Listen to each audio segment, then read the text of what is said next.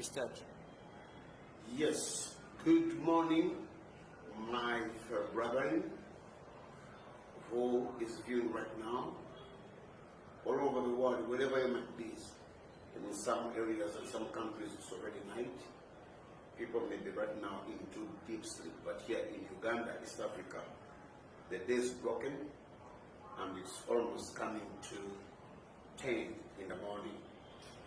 I therefore want to salute you in the mighty name of our Jesus Christ.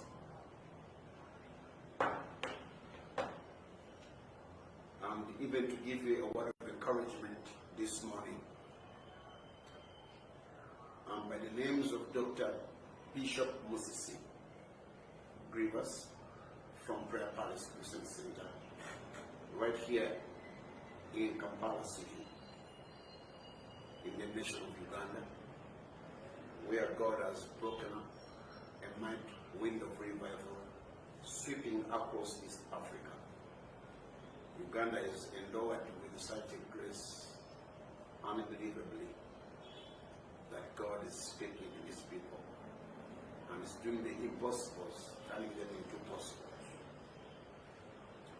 I know you might be there having some challenges, as all of us we are.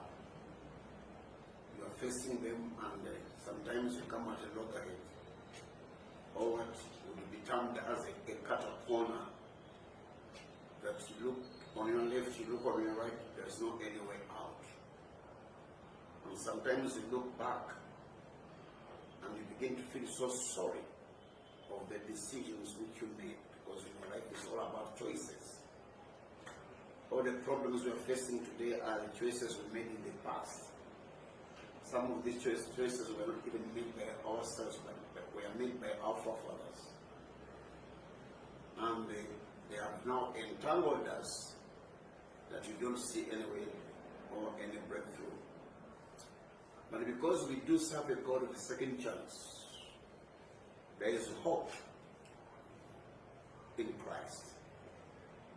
And that's why I love to serve Him, because He's the present help in any trouble. And according to His covenant, He promised that even though you go through waters, you shall never sink. Even though you go through fires, you shall never be scorched. And He says, behold, I shall be with you until the end of the world. He promised Himself. He covenanted Himself to be with you until the end. So I encourage you this morning, fear not, and do not feel sorry of the past. Because people who live in the past cannot achieve their future. Like one of my coaches said, you cannot change your past, but you can change your future. Because there is still hope in Him. He cannot leave you nor forsake you. As a matter of fact, the reason why you are still breathing is because He has already made a second chance for you. He needs you to see the wind come out of that cocoon where the enemy has put you, so that you may be victorious, go through the door, and then you sort of see the gesture, and you enjoy that great gesture. There's a scripture I would like to share with you this morning that I feel that is going to encourage you. It's one of my memory verses. I really love it so much because it encourages me. More especially when I'm down, because sometimes life puts you down, sometimes you go up. It's not all bed of roses. There's days when you wake up and everything is wow. There are days when you wake up when things are not working out well for you. But the good thing, if you trust in the Lord, that's the source of our energy. He becomes the source of our supply. He is the source of everything, because He's the author and the finisher of our faith.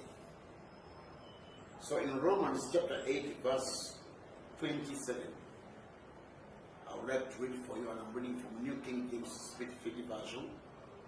That's one of my best versions I really love, because it speaks so well. It's like you're communicating day by day language. He says, according to Romans chapter 8, verse 27, now He who searches the hearts knows what the mind of the Spirit is, because he makes intercession for the saints according to the will of God.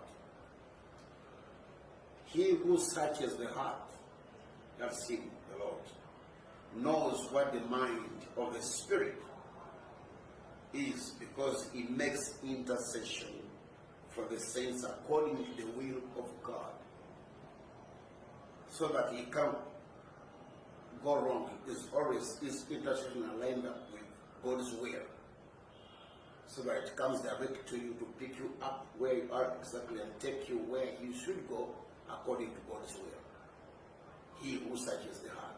Even right now as I speak to you, he's searching your heart. He's testing your mind.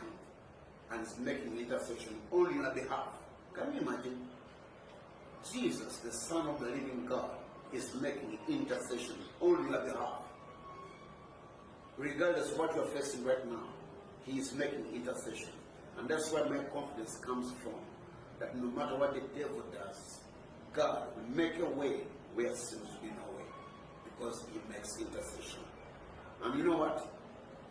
My prayers, your prayers may not be answered. But the prayers of Jesus are directly answered. The reason being, he does it according to God's will. Now, verse 28 says, and we know that all things work together for good, to those who love God, to those who are called according to his purpose. All things work together for good. All things. He says we know. All things. Yes, all things.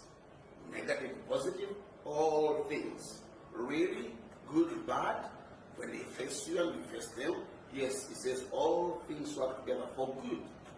To those who love God and who are called according to his purpose. So all things work together for good.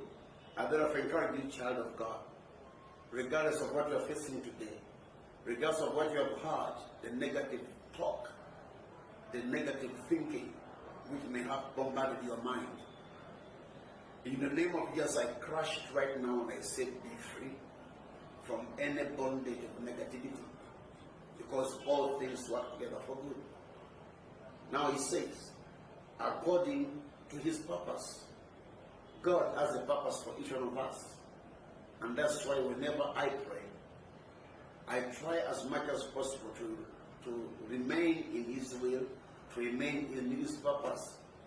Because there are many plans in a man's heart. Nevertheless, the purpose of the Lord shall be established. Our minds, we have a lot of plans. This is a new year that just began in 2020. And there's a lot of resolutions which have been put up to God. God, I want to be this. I want to marry. Lord, I want to do this. I want to buy a bigger piece of property. Lord, I want this. I need a bigger car. Lord, I want this. I need a promotion. Lord, I want this. I need at least have a 2-bedroom rather than a 1-bedroom. People have made resolutions to God this year. But remember this. He says that there are many plans in a man's heart.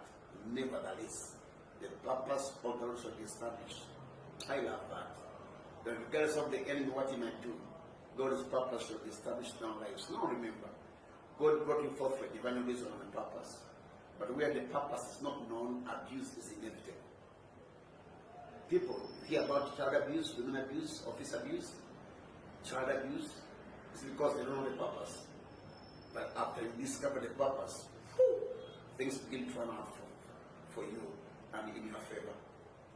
So it says in verse 29, as I conclude today, for whom he foreknew, he also predestined to be conformed to the image of his Son,